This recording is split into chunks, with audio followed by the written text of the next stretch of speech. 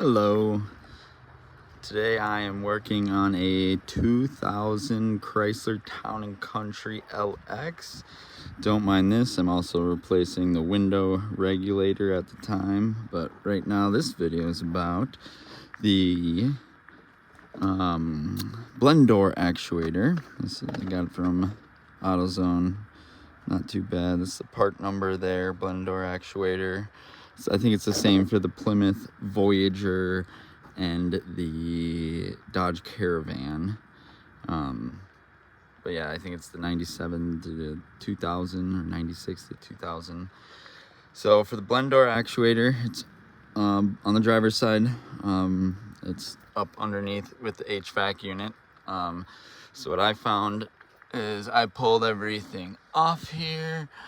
Don't mind all my parts and shit everywhere. So I pulled the panel off. So the panel's got, I think it was 4 bolts or 4 screws, 5 screws, 1, 2, 3, 4, 5. And then this piece will flop down and you pop that and pull it down and out.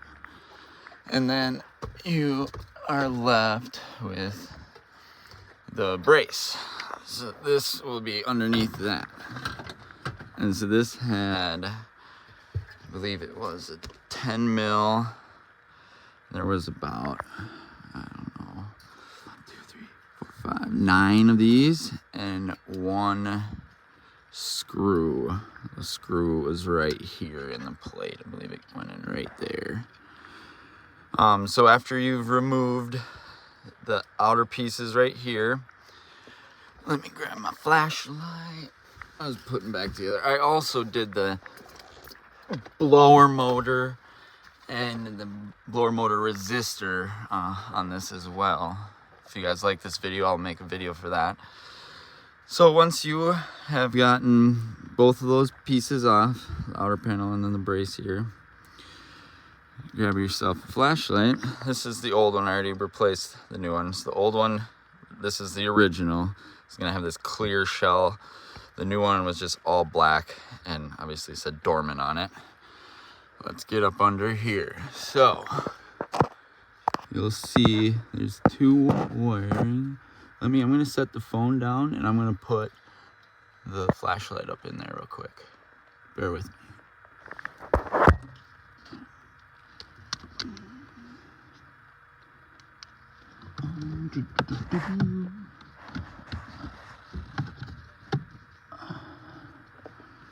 Alright, we got the flashlight in there.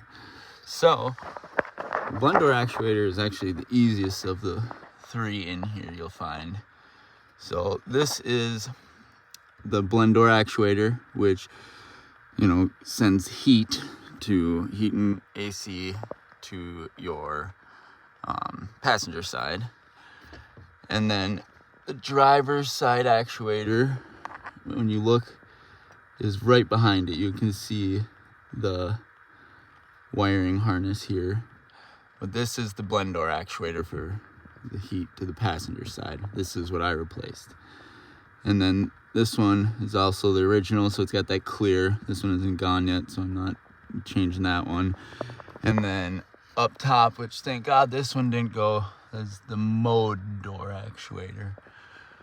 You can look them up online, but yeah, 2000 Chrysler Town & Country and Plymouth Voyager, Grand Voyager, and Dodge Caravan.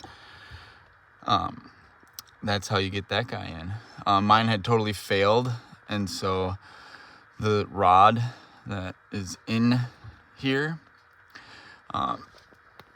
so here is what it looks like.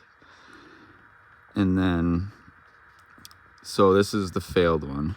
So I had to manually spin the rod, and then as I was holding this rod spun, because the new one is not up and down like a square like that. It looks like a diamond, the point's on the top of the rod.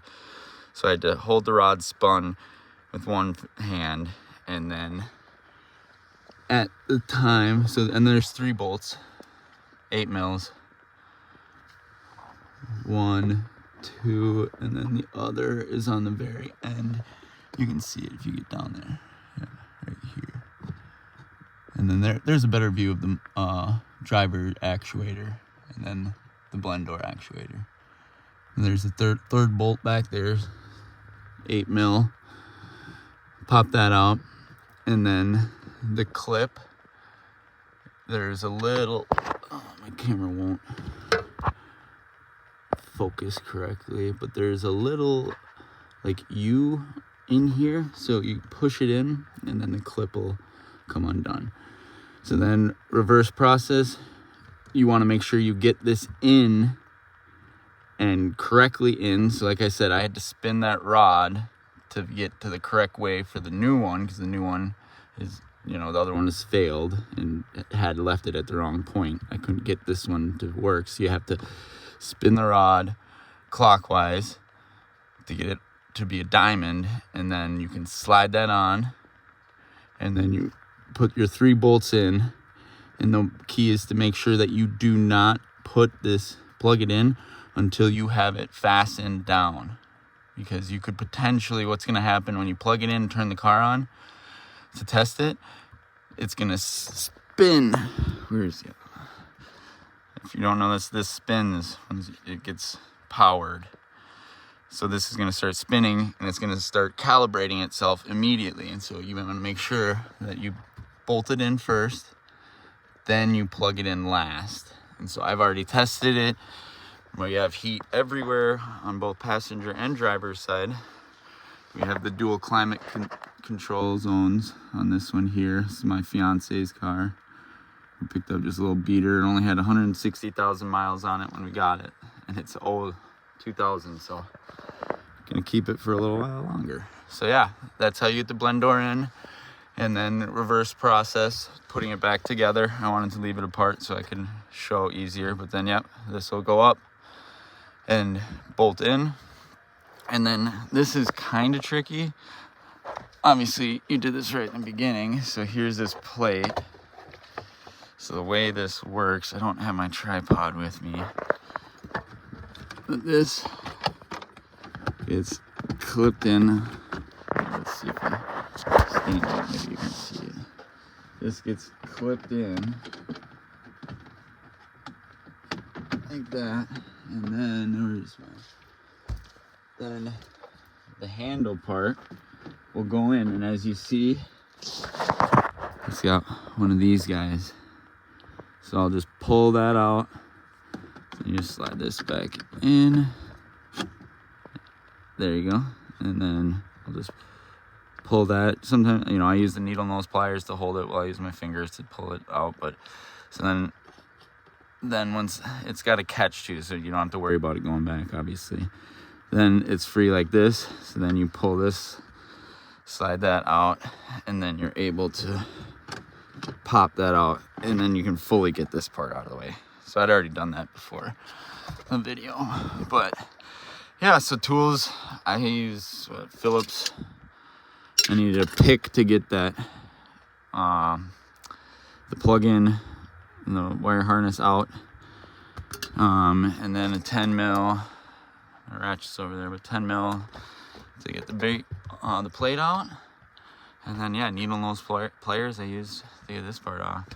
But other than that, that's how you do the blend door. It's not too hard. I hadn't found a video online that showed it straight up how to do it on this model that was easy to watch. So I figured I would try making a video. This is my first video, so if we get a couple of views and comments and likes, I'll do some more videos. Maybe I'll film the window regulator, or I can go back and do a blower motor and/or blower motor resistor video if anybody else would like. But yeah, if you want to see me work on anything else, let me know. Thanks. Have a great day.